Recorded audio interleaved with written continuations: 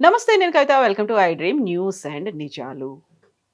ఈ సంవత్సరం వెస్ట్ బెంగాల్‌లో ఎన్నికలు జరగబోతున్నాయి. ఈ నేపథ్యంలోనే స్పెషల్ ఇంటెన్సివ్ రివిజన్ అనేది ప్రారంభమైంది. దానికి సంబంధించి బోల్డ్ అన్ని ఆరోపణలు, విమర్శలు వినిపిస్తున్నటువంటి తరుణంలోనే రాజకీయ వ్యూహకర్త Prashant Kishor office, IPAC director Prateek Sinha కార్యాలయాలు, ఇళ్ల మీద కూడా ఈడీ సోదాలు చేసింది. ఇక్కడే ఈడీ కీలకమైనటువంటి సమాచారాన్ని సేకరించే పనిలో ఉన్నప్పుడే మమతా బెనర్జీ వచ్చారు, అక్కడున్నటువంటి పలు డాక్యుమెంట్లను తీసుకువెళ్లారు అనేటువంటి ఆరోపణలు కూడా వినిపిస్తున్నాయి. సో ఒకరి మీద ఒకరు ఆరోపణలు చేసుకుంటున్నారు. బట్ ఈడీ ఎందుకని ఐపాక్ కార్యాలయం మీద దాడి చేసింది?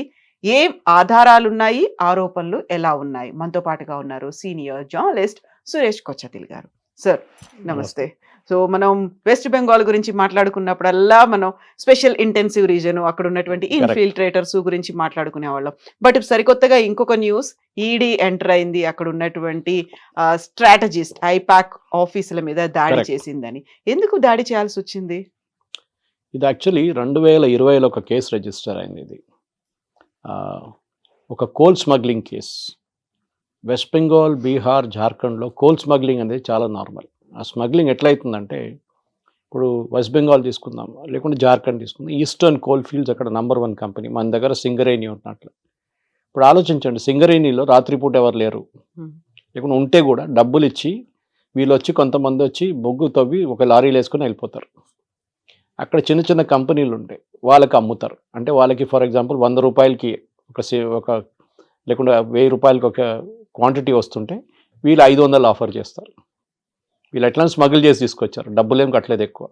సో ఆ డబ్బులు అట్లేదు. దాంతో ఏమవుతుందంటే వీళ్ళకు ఈస్టర్న్ కోల్ ఫీల్డ్స్ కానీ మిగతా కంపెనీస్కి, అది కోల్ ఇండియా కూడా వాళ్ళకి లాస్లో వెళ్ళిపోతారు. సో స్మగ్లింగ్ అనేది పెద్ద బిజినెస్. బీహార్లో ఒక టైంలో it was like a big mafia, parallel government ఉండే. గవర్నమెంట్కి వచ్చే ఆదాయం కన్నా 30% వీళ్ళకి వస్తుంది ఆదాయం. అంత బిజినెస్ ఉండే అనమాట. 2020లో ఒక కేసు రిజిస్టర్ అయింది. ఇట్లానే ఒక జెంటిల్మెన్ మీద, మంచి అని చెప్పి ఆయనకి ఒక కేసు వేశారు. ఆయన మీద ఆల్మోస్ట్ 240 కోట్లు ఈ కోల్ తవ్వి తీసుకెళ్లారని చెప్పి కేసు ఉండే. కానీ ఆ డబ్బులు ఎక్కడ పోయిందని ఎవరికి తెలియదు. So it went via hawala route, Dubai ఎక్కడికి వెళ్ళి మళ్ళీ తిరిగి వచ్చింది ఆ డబ్బులు. అప్పుడు ఈడీ కేసు రిజిస్టర్ చేశారు. ఎందుకంటే ED gets involved only if there is a inter country involvement. Enforcement directorate అంటారు దాన్ని వాళ్ళు. సో ఈ కేసులో ఏమైందంటే, దీంట్లో ఎందుకంటే ఈ ఐపాక్ అనే ఆర్గనైజేషన్ ఇప్పుడు Prashant Kishor is not there in IPAC actually, technically లేరు. ఎందుకంటే he started a political party. So it was only Sinha who's running it technically. 2019లో మమతా బెనర్జీ ఎలక్షన్ వాళ్ళే హ్యాండిల్ చేశారు. 2024 కూడా వారే హ్యాండిల్ చేసినారంటే, but Mamata Banerjee is denying it. మాకు వాళ్ళతో ఏ సంబంధం లేదని చెప్పిన మనిషి నిన్న వెళ్ళి వాళ్ళ ఫైళ్ళు, హార్డ్ డిస్క్లన్నీ ఎత్తుకొచ్చారు అక్కడి నుంచి. ఎందుకు? ఎనీవే, సో కేసులో ఏమైందంటే, దీంట్లో ఈ డబ్బులు రూట్ చేసింది ఎలక్షన్ కోసం, పేమెంట్ కోసం ప్రతీక్ సిన్హాని ఐపాక్కి పేమెంట్ చేశారని చెప్పి ఈ ఫస్ట్ అక్యూస్ని ఇంటరోగేట్ చేసినప్పుడు ఆయన చెప్పారంట. అది 2-3 సోర్సెస్ నుంచి వచ్చి ఒక చాలా మటుకు ఆ పేమెంట్స్ అన్ని ఇర్రెగ్యులర్ పేమెంట్స్ ఉంటాయి. సో దానికి జరిగిన రేడ్ ఇది 2 ప్లేసెస్లో, కలకట్టాలో జరిగింది. ఒకటి వాళ్ళ ఆఫీస్లో, ఒకటి ఆయన ప్రతీక్ రెసిడెన్స్లో. ఈమె వెళ్ళి ఆఫీస్కి వెళ్ళి అక్కడ ఉన్న కొన్ని ఫైల్స్, హార్డ్ డిస్క్ అని ఎత్తుకెళ్ళిపోయింది. మమతా బెనర్జీ వచ్చే ముందు అక్కడున్న కలకట్టా పోలీస్ కమిషనర్ కూడా వచ్చారంట అక్కడ. Technically that's a violation.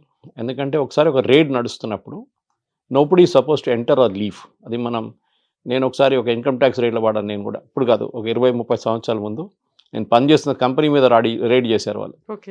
ఆ టైంలో మొబైల్ ఫోన్లు ఏం లేవు, కానీ ల్యాండ్ లైన్ మొత్తం డిస్కనెక్ట్ చేసి పడేశారు వాళ్ళు. అక్కడ ఉన్న ఎంప్లాయీస్ని అందరిని చెక్ చేసి బయట పంపించారు. బయట వాళ్ళని ఎవరు లోపల దానియాలో, only company MD and chairman was there. వాళ్ళని ఇంట్రోగేట్ చేశారు. ఇంట్రోగేట్ చేసి పాప ఎండీకి హార్ట్ అటాక్ కూడా వచ్చేసింది లాస్ట్. అంత ఇంట్రోగేషన్ సస్టైన్గా ఉంటుంది అనమాట. ఈ కేసులో కూడా ఇంట్రోగేషన్ చేయడానికి ప్రతీక్ని పిలిపించారు. ఆయన ఏం చేశారు, మమతా బెనర్జీకి ఫోన్ చేశాడు. ఫోన్ చేసి నన్ను ఇట్లా వేసుకెళ్ళిపోతున్నారు, మళ్ళీ డెఫినెట్గా మీ పేరు చెప్పాల్సి వస్తుంది అక్కడి చెప్పుంటాడు ఆబ్వియస్లీ. సో ఆమె పానిక్ అయ్యి ఆమె వచ్చేసి, ఆలోచించండి, ఒక కాన్స్టిట్యూషనల్లీ ఎలక్టెడ్ ముఖ్యమంత్రి ఒక రేడ్ నడుస్తున్నప్పుడు అక్కడ వచ్చి డాక్యుమెంట్లు పట్టుకెళ్ళడం ఎందుకు? ఎప్పుడు చేయకూడదు. ఎందుకంటే the other party is also constitutional body, enforcement directorate. మీకు ప్రాబ్లం ఉంటుంటే మీరు ఏం చేయాలంటే, మీ పార్టీ వాళ్ళని ఎవరైనా పంపిస్తే ఎవరు అబ్జెక్ట్ కూడా చేయరు. అంటే తెలియదు వాళ్ళకి ఎవరో వచ్చారో ఎవరో తీసుకెళ్లారని, వాళ్ళే ఈడీ అనుకుంటారు బహుశా. ఇది ఈమె రావడం ఏంటి, దానికన్నా ముందు పోలీస్ కమిషనర్ రావడం అంటే వీళ్ళ మీద ప్రెషర్ పెట్టడానికి చేసింది. And you cannot take away any evidence as per the act. So వీరు ఎవిడెన్స్ కూడా తీసుకెళ్ళిపోయారు. సో దాని వ్యతిరేకంగా ఇవాళ నిన్న రాత్రినే ఎన్ఫోర్స్మెంట్ డైరెక్టరేట్ కల్కట్టా హైకోర్టులో కేసు వేశారు. దాని వ్యతిరేకంగా వీళ్ళు కూడా కేసేశారు. ఎవరు ఈడీ కేసేశారు, మమతా బెనర్జీ ఇట్లా ఇంటర్ఫియర్ చేసిందని చెప్పి. దాని వ్యతిరేకంగా ప్రతీక్ సిన్హా అండ్ మమతా బెనర్జీ అంటే టీఎంసీ వాళ్ళు కేసు ఫైల్ చేశారు. ఇట్లా ఇల్లీగల్ ఇది అది ఇది అని చెప్పి. ఇవాళ ఢిల్లీలో ఒక ఎంపీస్ డెమాన్స్ట్రేషన్ కూడా చేశారు. డెరిక్ ఒబ్రైన్, మహువా మైత్రా వాళ్ళని ఎత్తుకెళ్లారు పోలీసు వాళ్ళు అమిత్ షా ఇంటి ముందు. సో మమతా బెనర్జీ ఎందుకు భయపడుతుంది? That is the first thing we should ask. ఆమె దగ్గర ఏ ప్రాబ్లం లేదు, నాకు ఐపాక్తో సంబంధం లేదు, 2019లో అయిపోయిందని చెప్పినప్పుడు 2025లో వెళ్ళి ఫైల్ పట్టుకురావడం ఎందుకు? ఆమెని she give away the game immediately. ఆ ఇమ్మెచ్యూరిటీ అక్కడ చూపిస్తుంది మమతా బెనర్జీది. అది ఒక సైకలాజికల్ ప్రాబ్లం యాక్చువల్లీ. ఆమె భయపడుతుంది, భయపడినప్పుడు ఏదేదో చెప్పేస్తుంది. ఇప్పుడు ట్రంప్ లాగానే అది కూడా. Trump will talk something and suddenly Apache 65 హెలికాప్టర్లు అంటాడు, ఒకటి 28 ఆర్డర్ చేశారంటే 28 అని. అచ్చచ్చ ఓకే దెన్ ఇది సేమ్ ట్రంప్ది కూడా ఇట్లనే ఉంది యాటిట్యూడ్. కానీ మమతా బెనర్జీ ప్యానిక్ అవుతుంది. దీనికన్నా ముందు కూడా మనం చూసాం స్ట్రీట్ డెమాన్స్ట్రేషన్స్ లీడ్ చేస్తుంటే. ఒక ముఖ్యమంత్రి ఎప్పుడు చేయకూడదు. మీరు ఎప్పుడైనా కేరళ ముఖ్యమంత్రి కానీ రేవంత్ రెడ్డి కానీ ఆపోజిషన్ పార్టీకి చెప్తున్నాను నేను, I'm not talking ruling party.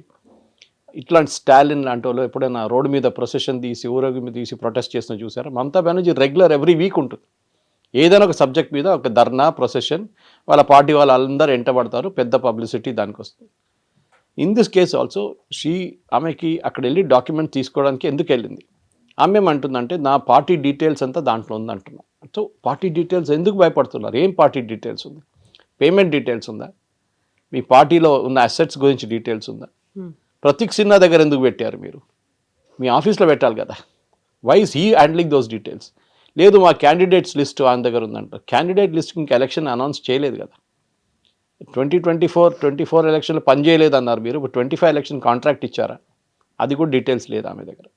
So the overall mix ఏమైందంటే కవిత గారు, మమతా బెనర్జీ ఇప్పుడు చాలా మటుకు ప్యానిక్ అయిపోతుంది. Her panic is understandable. ఎందుకంటే చాలా మటుకు ప్యానిక్ ఎందుకంటే ఓడిపోతారని ఒక భయం ఉంది.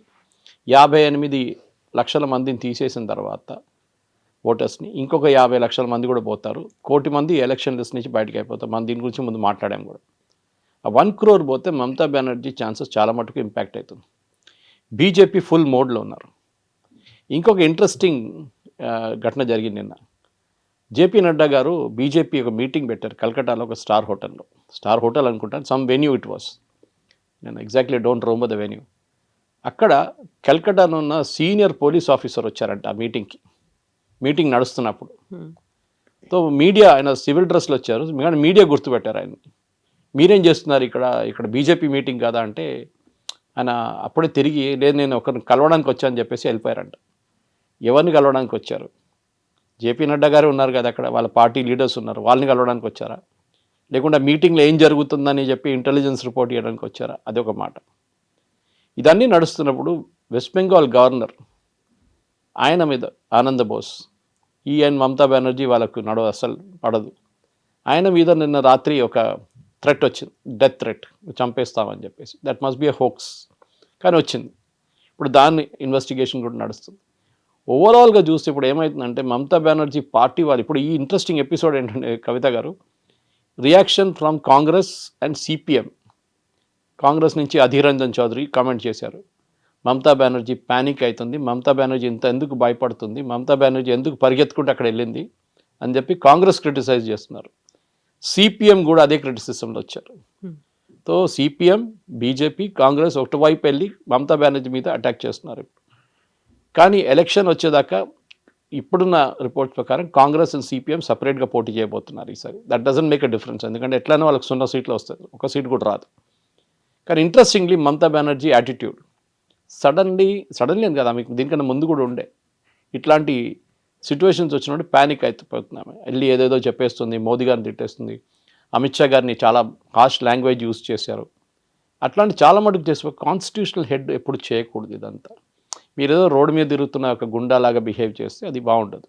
ఎవరో ముఖ్యమంత్రి అంటే ఆ డీసెన్సీ మెయింటైన్ చేయాల్సి వస్తుంది. అది ఎవరైనా కానివ్వండి, it might be Devendra Fadnavis, or it might be Nitish Kumar, or it might be somebody else like Siddaramaiah. మీరు ఆ డీసెన్సీ మెయింటైన్ చేయాల్సి ఉంది. మూమెంట్ మీరు ఆ లక్ష్మణ్ రేఖ క్రాస్ చేస్తారు చూడండి, then you will run into legal issues. అదే ఇప్పుడు జరుగుతుంది మమతా బెనర్జీ. సో ప్రతీక్ జైన్ వైఫ్ కూడా వెళ్ళి కంప్లైంట్ చేసింది ఈడీ మీద. మమతా బెనర్జీ ఏమో ఒక మాట అంటున్నారు, ఎందుకు రాజకీయంగా కక్ష సాధింపుగా ఈడీ ఎందుకని వ్యవహరిస్తోంది, అలా అటాక్స్ చేయడం ఏంటి, ఈడీ రైట్స్ చేయాల్సినటువంటి అవసరం ఏముంది అనే మాట. ED will act on an FIR. మనం ఈడీ లా తెలుసుకుంటే మన నేషనల్ హెరాల్డ్ కేసులో అదే అయింది. వై సడన్లీ సోనియా గాంధీ, రాహుల్ గాంధీ అంతా ఫ్రీ అయిపోయారు, ఫ్రీ కాలేదు వాళ్ళు. ఈడీకి ఒక ఎఫ్ఐఆర్ కావాల్సి వస్తుంది. ఎవరో ఒకరు ఎఫ్ఐఆర్ ఫైల్ చేస్తేనే ED can take up the case. ED on its own ఏం చేయలేరు. వాళ్ళ దగ్గర ఒక లా ఉంది ఈసీఐఆర్ అని చెప్పి, but that is not equivalent to FIR. ఏదో 2-3 సుప్రీంకోర్టు జడ్జ్మెంట్లో ECIR is equal to FIR అని చెప్పారు, కానీ అది లీగలీ టెనబుల్ కాదు. సో ఈ ఎఫ్ఐఆర్ ఎవరు రిజిస్టర్ చేశారు? ఎఫ్ఐఆర్ రిజిస్టర్ చేసింది ఈస్టర్న్ కోల్ ఫీల్డ్స్ వాళ్ళు. మా దగ్గర నుంచి బొగ్గు దొంగతనం అవుతుంది, వీళ్ళు ఉన్నారు అని చెప్పి. సో రేడ్ చేశారు పోలీసు వాళ్ళు, పట్టుకున్నారు వీళ్ళని. పట్టుకున్న వాళ్ళు పోలీస్ స్టేషన్ తీసుకెళ్ళి కొడితే వాళ్ళు చెప్పుంటారు, మేము వీళ్ళకి డబ్బులు ఇచ్చామని చెప్పి. ఎలక్షన్ ఫండింగ్ కోసం ఈ డబ్బులు వాడుకుంటున్నాము. ఎలక్షన్ ఫండింగ్లో డైరెక్ట్ పార్టీకి డబ్బులు ఇవ్వకుండా పార్టీ అపాయింట్ చేసిన ఏజెంట్ ఎవరున్నారో, ఐపాక్ ఇన్ దిస్ కేస్, వాళ్ళకి డబ్బులు ఇస్తున్నాం. That is the statement that has been given అన్నమాట. ఆ స్టేట్మెంట్ మీదనే ఈడీ యాక్ట్ చేశారు. ED on their own cannot go and act. So Mamata Banerjee చెప్తున్న ఆరోపణలు రాష్ట్రీయం కక్ష 2020 కేసు ఇది, అప్పటి నుంచి నడుస్తుంది కేసు. అప్పుడే చెప్పాలి ఉండే కదా. ఇప్పుడు ఎందుకు జరిగిందంటే ఈ ఐపాక్ మూవ్మెంట్ డబ్బులు తెలిసిన దాంట్లో ఐపాక్లోనే ఎవరో బయటకు వచ్చి చెప్పారు, ఈ డబ్బులు ప్రతీక్ సిన్హాకు వచ్చింది, బీహార్ ఎలక్షన్లు కూడా వాడుకున్నారంట. సో ఇదే ఆరోపణ ఒకసారి డబ్బుల గురించి కెప్టెన్ అమరీందర్ సింగ్ చేశారు. ఆయనకి ఐపాక్కి ఒకసారి పెద్ద కొట్లాట జరిగింది. దాంతో after that they didn't work together. కాంగ్రెస్లో ఉన్నారు అప్పుడు అమరీందర్ సింగ్ గారు, ముఖ్యమంత్రి ఉన్నప్పుడు. ఈ sir I don't want to do anything these fellows, వీళ్ళ కరప్ట్ ఫెలోస్ అన్నారు. I worked with Prashant Kishor. నేను డిస్క్లైమర్ పెట్టేస్తాను ముందే. 2014 లోక్సభ ఎలక్షన్లో వారణాసిలో ఆయన టీం ఒకటి ఉండే అక్కడ మోదీ గారి కోసం. అప్పుడు నేను అక్కడ వెళ్ళాను, but I didn't directly work with. ఇక్కడ 2-3 ప్రోగ్రామ్ చేసి ఇచ్చాను. ఇది మన హోలోగ్రామ్ టెలికాస్ట్ ఉంటే భోంగీర్లో ఒకటి చేశాను, ఇప్పుడు మా ఇంటి దగ్గర ఒకటి చేయించాను అల్వాలో, మోదీ వచ్చి నిలబడి మాట్లాడారు. That I got it done. Next one అక్కడ కేశవ్ మెమోరియల్ కాలేజ్లో చేయించాను. అట్లాంటి చాలా పని, చాయ్ పై చర్చ చాలా చేయించాను. కానీ these were all a part of the campaign. Direct dealing వాళ్ళతో లేదన్నమాట. కానీ సేమ్ టైం ప్రశాంత్ కిషోర్ ఆ టైంలో చాలా ప్రొఫెషనల్ మనిషి ఉండే. ఇప్పుడు కూడా బహుశా ప్రొఫెషనల్గా ఉన్నారు, కానీ పొలిటికల్ ఏం వచ్చేసింది ఆయనకి. మోదీ గారు నాకు ఇప్పుడు కూడా గుర్తు, నేను గాంధీనగర్ వెళ్ళినప్పుడు 2013 మోదీ గారు ఆఫీస్కి వెళ్ళినప్పుడు హీ వాజ్ దేర్ ఆ టైంలో.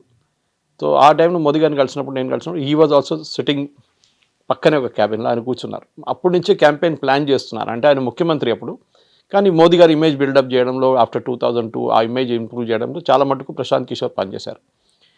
ఆయన దగ్గర పనిచేసే వాళ్ళ టీం డాయిష్ బ్యాంక్ నుంచి, సిటీ బ్యాంక్ నుంచి, Pepsi, coke, you name it, అంత పెద్ద పెద్ద కంపెనీ, అడ్వర్టైజింగ్ కంపెనీ, అక్కడి నుంచి ఫారిన్ కంట్రీస్ నుంచి వచ్చిన ఇండియన్స్ వచ్చి పనిచేశారు ఇక్కడ. నచ్చి వాళ్ళకి జీతాలు ఇవ్వాల్సి వస్తుంది.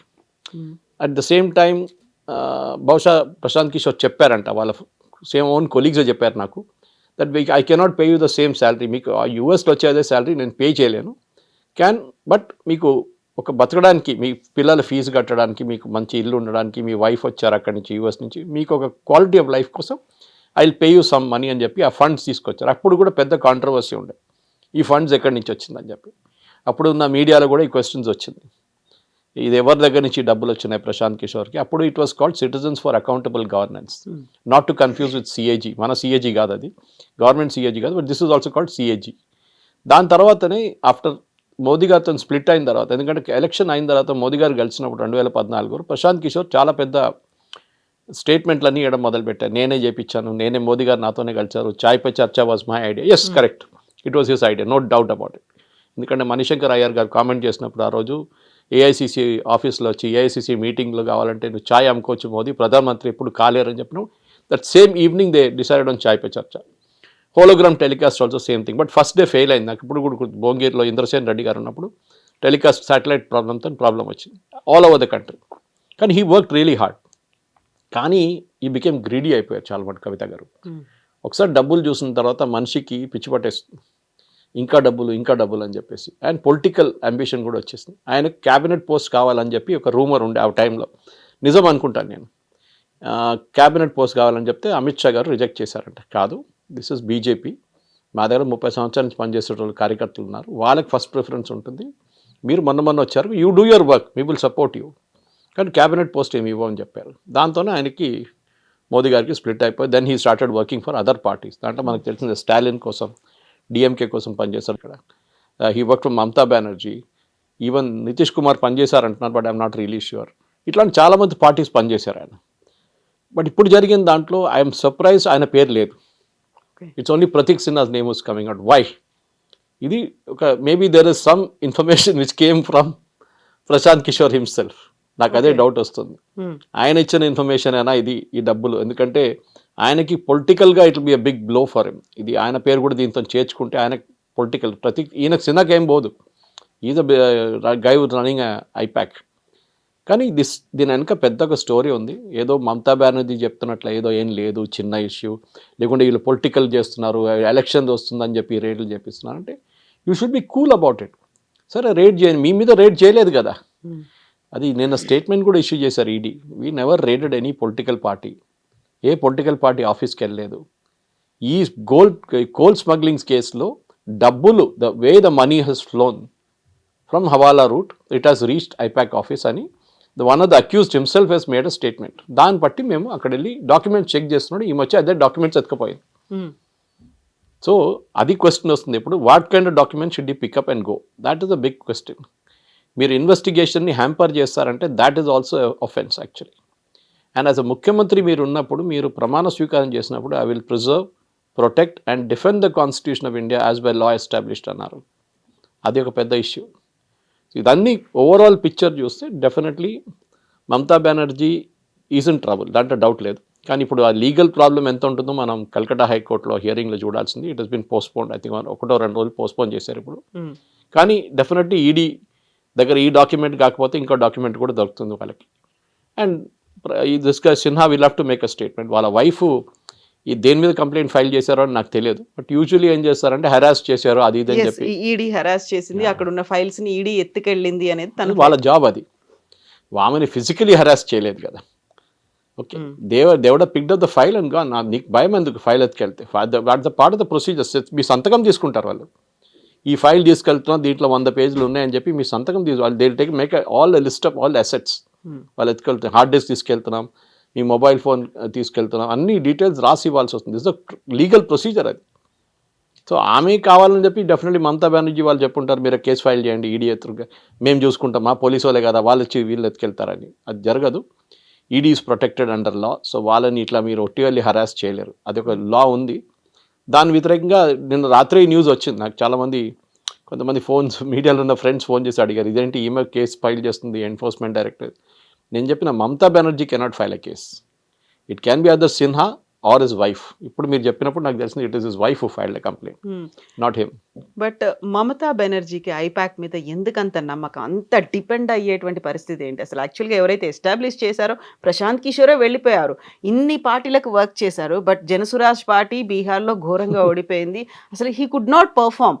అలాంటి కండిషన్లో ఐపాక్ మీద అంత డిపెండ్ అయ్యేటువంటి పరిస్థితి, అంత నమ్మకం ఎందుకు పెట్టుకుంది తను? ఐ థింక్ మమతా బెనర్జీకి ఇప్పుడు చాలా అవసరం ఐపాక్. ఎందుకంటే ఇంగ్లీష్లో మేము స్లైస్ అండ్ డైస్ అంటాం స్టాటిస్టిక్స్లో. ఒక కాన్స్టిట్యున్సీలో 30,000 నుంచి 40,000 ఓట్లు వెళ్ళిపోతే have bin remove from the rolls అంటే అది ఏ పార్టీ గెలిచిందో వాళ్ళకే problem. Last time Mamata Banerjee TMC party, if my memory serves me right, 215 సీట్లు గెలిచారు వాళ్ళు. 215-17. బీజేపీకి 77 వచ్చినాయి, వీళ్ళిద్దరికి 0. మిగతా చిన్న చిన్న పార్టీలకి ఏదో వచ్చినా కానీ the major part went to these 2. ఇప్పుడు 30,000 నుంచి 50,000 ఓట్లు ఎస్పెషల్లీ కల్కటా చుట్టుపక్కల ఉన్న ఏరియాస్ నుంచి వెళ్ళిన ఓట్లు మనకి ఇప్పుడు కనిపిస్తుంది. ఇంకా ఈ నెక్స్ట్ లెవెల్లో దాంతో హియరింగ్ తర్వాత ఇంకొక 50 లక్షల మంది తీసేస్తే దెన్ ఈ 75 ఉన్న సీట్లు బీజేపీది పెరిగి మినిమం 120కి వస్తుంది. అక్కడ ఉన్న 2015 తగ్గి 140కి వస్తుంది, లేకుంటే 130కి వస్తుంది. So it will be touch and go. ఇక్కడ మమతా బెనర్జీకి ఐపాక్ పనికి వస్తుంది. ఐపాక్ వాళ్ళ వర్కింగ్ కల్చర్ చాలా బాగుంది, దాంట్లో it does no dispute on that. Congress వైపు ఇప్పుడు సునీల్ కనుగోలు ఉన్నారు, హీఈస్ స్ట్రాటజిస్ట్. ఇప్పుడు కేరళకి వెళ్ళి మేము 100 సీట్లు గెలవబోతున్నా అని చెప్పి ప్రెడిక్ట్ చేశారంట. దీనికన్నా ముందు బీహార్లో కూడా ప్రెడిక్ట్ చేశారు, మాకు 2/3 మెజారిటీ వస్తుందన్నారు. తేజస్వితోనే రాలేదు అక్కడ. హర్యానా గెలిచేసామని చెప్పారు, అక్కడ ఓడిపోయారు. So Sunil Kanugolu is trying to replicate Prashant Kishor, కానీ he's not succeeding in that. ఆయనకు ఒకటే అడ్వాంటేజ్ ఏంటంటే is very close to Rahul Gandhi. So ఎవరు ఆయన ఏమన్నారు, ఆయన ఎంత 200 సీట్లు గెలుస్తా అంటే కూడా ఎస్ అని చెప్తారు అక్కడ. సో ఈ పరిస్థితుల్లో now Mamata Banerjee is dependent on Prashant Kishor. ఎందుకంటే ప్రతి కాన్స్టిట్యున్సీలో కవిత గారు ఎలక్షన్ ముందట్లాగా కాదు ఇప్పుడు, ఎస్పెషలీ లాస్ట్ 15 yearsలో ఎలక్షన్ చాలా మటుకు మారిపోయింది. 15 సంవత్సరాల్లో యంగ్ ఓటర్స్ని అట్రాక్ట్ చేయడం చాలా డిఫికల్ట్ అయిపోతుంది. వాళ్ళు టీవీ చూడరు, పేపర్ చదవరు, మీరు ఏ మీడియంకి వెళ్ళినా కానీ సోషల్ మీడియాలో బహుశా కొంచెం ఉంటారు, ఇన్స్టాగ్రామ్లో ఉంటారు వాళ్ళు. సో వాళ్ళని అట్రాక్ట్ చేయడం అంటే చాలా మటుకు ఇట్లాంటి ఏజెన్సీస్ మీకు కావాల్సి వస్తుంది. వాళ్ళు టిపికల్ అడ్వర్టైజింగ్ లాగా క్యాంపెయిన్స్ డెవలప్ చేస్తారు. ఆ క్యాంపెయిన్ కూడా మైన్యూట్లీ టార్గెట్ చేస్తారు వాళ్ళు. ఫర్ ఎగ్జాంపుల్ ఐటీ సెక్టర్లో ఉన్న వాళ్ళు ఐటీ సెక్టర్ ఆ ఇష్యూస్ పెట్టి ట్యాకిల్ చేస్తారు. ఫార్మాలో పనిచేస్తున్న వాళ్ళు ఫార్మింగ్ కమ్యూనిటీలో ఆర్గానిక్ ఫార్మింగ్ చేస్తున్న చాలామంది చదువుకున్న వాళ్ళు వాళ్ళు టార్గెట్ చేస్తారు సపరేట్. అన్ఎంప్లాయిడ్ని ఇంకో రూట్లో టార్గెట్ చేస్తారు. సో ఈ స్లైసింగ్ అండ్ డైసింగ్లో వీళ్ళు Prashant Kishor team is very good. వాళ్ళ call centre operations is even excellent, చాలా బాగా చేస్తారు వాళ్ళు. సో బహుశా ఇప్పుడు మమతా బెనర్జీకి వీళ్ళు కావాలి ఇప్పుడు మోర్ దెన్ వాట్. దానికోసం ఆమె నిన్న ఇచ్చిన స్టేట్మెంట్ తర్వాత నేను కూడా సర్ప్రైజ్ అయిపోయాను. 2019లో మా కోసం పనిచేశారని చెప్పిన వాళ్ళు 2025లో మమతా బెనర్జీ పార్టీ ఫైల్స్ ఎందుకు పెట్టుకున్నారు? సో పాసిబ్లీ ఆమె కాంట్రాక్ట్ రిన్యూ చేసుకుని ఉంటుంది ఇప్పుడు 2026 ఎలక్షన్స్ కోసం. She would renewed the contract with IPAC. అదే that's only reason I see. ఎందుకంటే ఆమె చెప్తుంది కదా క్యాండిడేట్ లిస్ట్ ఉంది వాళ్ళ దగ్గర అని. అంటే ఆబ్వియస్లీ క్యాండిడేట్ లిస్ట్ డిసైడ్ చేశారు, అట్లీస్ట్ టెంటేటివ్ లిస్ట్ డిసైడ్ చేశారు, అది ఐపాక్ దగ్గర ఉండిపోయింది. ఐపాక్ వాళ్ళు స్ట్రాటజీ డెవలప్ చేస్తున్నారు. ఈ క్యాండిడేట్ని అక్కడ వెళ్ళి ఆ కాన్స్టిట్యున్సీ వెళ్ళి వాళ్ళు సర్వేలు చేస్తారు. ఇప్పుడు 5 క్యాండిడేట్ మమతా బెనర్జీ పేర్లు ఇస్తే 5 పేరు తీసుకొని కాన్స్టిట్యున్సీలో వెళ్ళి ఒక సర్వే 50,000 మందిని కాంటాక్ట్ చేస్తారు. ఈ క్యాండిడేట్ని మీరు ఈ 5 మంది ఉంటే మీరు ఎవరికి ఓటేస్తారు టీఎంసీలో అంటే వాళ్ళు చెప్తారు XYZ. అది బట్టి వాళ్ళు వచ్చి మళ్ళీ మమతా బెనర్జీకి ప్రజెంటేషన్ చేస్తారు ప్రతి కాన్స్టిట్యున్సీలో, we'll popular then she will take a call on that. అది బహుశా చేస్తున్నారు. ఆ డీటెయిల్స్ ఈ లిస్ట్లో ఉండిపోయింది. అదే ఆ గ్రీన్ ఫైల్ తీసుకొని ఆమె బయటకు వచ్చింది నిన్న. పాసిబుల్లీ ఆ గ్రీన్ ఫైల్లో ఆ డీటెయిల్స్ ఉండే నిన్న క్యాండిడేట్ లిస్ట్. అది భయపడుతున్నారు. ఆ క్యాండిడేట్ లిస్ట్ గట్రా బీజేపీ దగ్గర వెళ్ళిపోతే వీళ్ళు గుంజుకుంటారు అటువైపు అని చెప్పి భయం ఉండొచ్చు. So I think she is dependent, దాని డౌట్ లేదు. ఎందుకంటే వాళ్ళ పార్టీ ఇన్ఫ్రాస్ట్రక్చర్ అనేది లేదు వాళ్ళ దగ్గర. She and her nephew Abhishek Banerjee వీళ్ళిద్దరే ఉన్నారు. ఆమెకి అభిషేక్తోని కూడా ఏదో డిఫరెన్స్ ఒపీనియన్ ఉందని చెప్పి కల్కటాలో ఉన్న కొన్ని బెంగాలీ న్యూస్ పేపర్స్ రిపోర్ట్ చేస్తున్నారు. దీనికన్నా ముందు కూడా వీళ్ళిద్దరు నడువిట్లో కొంచెం డిఫరెన్స్ ఒపీనియన్ వచ్చింది. సో దాని తర్వాత మళ్ళీ ఆమె she took him back in to the party. Like same with Mayawati కూడా నెవ్యూ మీద డిపెండెంట్ అయి ఉన్నారు. వాళ్ళిద్దరు ఒకసారి కొట్లాడుకొని మొత్తం సపరేట్ అయిపోయారు, మళ్ళీ రిటర్న్ వచ్చారు ఇప్పుడు.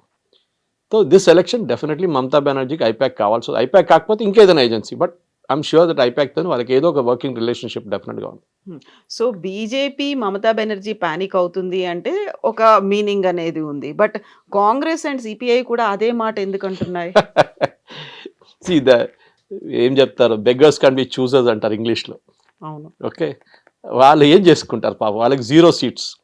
వాళ్ళ క్రెడిబిలిటీ రావాలంటే బీజేపీని అటాక్ చేస్తే వాళ్ళకి 10 seats కూడా రావు. ఎందుకంటే బీజేపీ హిందూస్ ఓటు మీద బతుకుతారు వాళ్ళు మోస్ట్లీ. కానీ వీళ్ళ ఓటు ఎవరు, మమతా బెనర్జీ ముస్లిం ఓట్స్, అది కూడా బంగ్లాదేశీ ముస్లిమ్స్ చాలా మట ఆరోపణ ఉంటుంది ఇప్పుడు. కాంగ్రెస్ కూడా అంతే. So the target is same for all this 3 people. రేపు ఓవైసీ వస్తే ఆయన 4వ మనిషి అయిపోతాడు దీంట్లో బార్గెన్లో. సో ఈ 4 టార్గెట్ చేయాల్సింది ఒకటే ఓటర్. సో ఈమె వాళ్ళ ముందు ఆ ఓటర్ ముందు మమతా బెనర్జీని ఒక షేడీ క్యారెక్టర్గా చూపించి మాకు 2 seats వస్తే కదా అని చెప్పి గుంజుకుంటున్నారు అంతే. So attacking your enemies my friend అని చెప్పేటట్లు బీజేపీ అయిపోయినారు అన్నమాట ఇటువైపు. అటువైపు వాళ్ళు డెఫినెట్లీ తృణమూల్ని అటాక్ చేస్తారు, బీజేపీని చేయరు వాళ్ళు. ఎందుకంటే వాళ్ళ ఓటింగ్ పాపులేషన్ అక్కడ లేదు వాళ్ళకి. సో దానికోసం బహుశా ఇవాళ, కానీ అధీర్ రంజన్ చౌదరి స్టేట్మెంట్ ఇచ్చారని చెప్తే అది కొంచెం డౌట్ఫుల్. ఎందుకంటే అధీర్ రంజన్ చౌదరికి కాంగ్రెస్ పార్టీలోనే ప్లేస్ లేదు ఇప్పుడు. ఈసారి సీట్ ఇస్తారో లేదో తెలియదు. He was a 5-time MP and last leader of opposition. Exactly దీనికన్నా ముందు ఉన్న లోక్సభలో even though leader of opposition post లేకుండే, but he was still the leader of Congress in the Lok Sabha.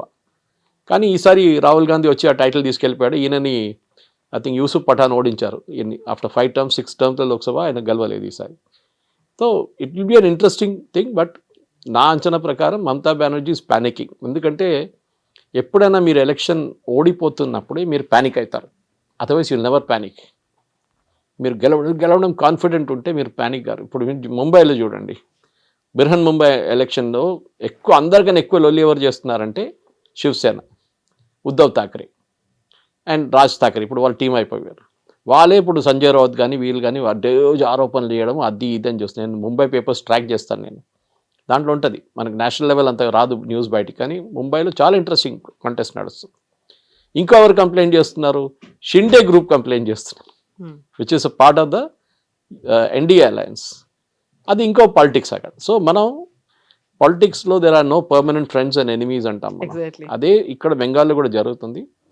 ఇప్పుడు జరిగే దాంట్లో నా అంచనా ప్రకారం it will be very tough contest. If 1 crore ఓటర్స్ని తీసేస్తే బీహార్లో జరిగినట్లనే చాలా మార్పు బెంగాల్లో కూడా రావచ్చు.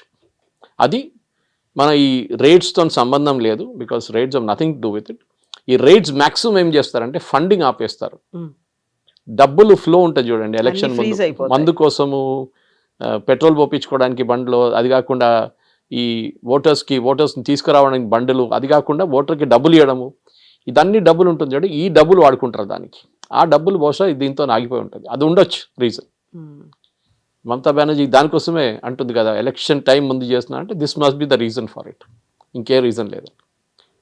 Yes sir, thank you so thank much you very sir. Much. Thank you.